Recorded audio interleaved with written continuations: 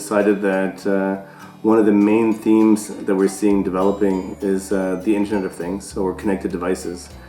And I thought it would be a perfect opportunity to look at the thought leadership that is coming out of universities today, and to see how we can prepare ourselves, how we can better prepare the next generation for the new economy, the economy where we see more and more devices being connected, whether it be a smart car or a smart watch or even a smart home, and what ecosystem is being developed between them to create value in the end for the end user. Waves of innovation come fairly rarely in our field, and as we see today, especially in automotive, but as well as in home, everything we're seeing through smart devices, smart homes, smart cars. En 2011, on a présenté la première voiture qui pouvait se garer avec un smartphone.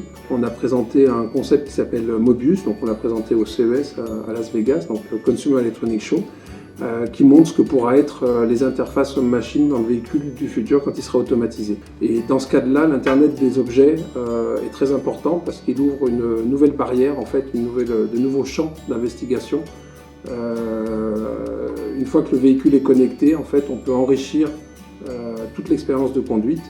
Vous adressez plusieurs verticales, donc plusieurs industries, et on pense que l'Internet des objets se fera en collaboration entre les différentes industries, et c'est ce qu'on va rechercher en fait dans la chaire, d'avoir des représentants de différentes industries pour créer des synergies et enrichir l'expérience utilisateur quand il sera en situation de mobilité dans le futur.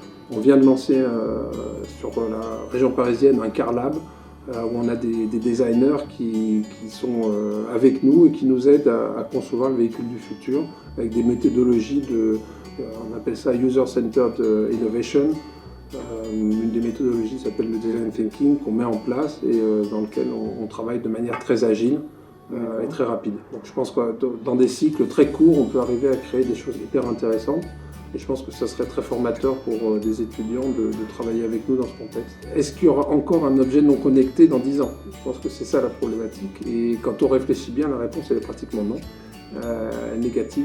Dans la chaire, les premiers sujets qui seront abordés en priorité seront liés aux usages, aux nouveaux usages, aux business models qui peuvent être anticipés ou prédits par rapport à ces nouveaux usages.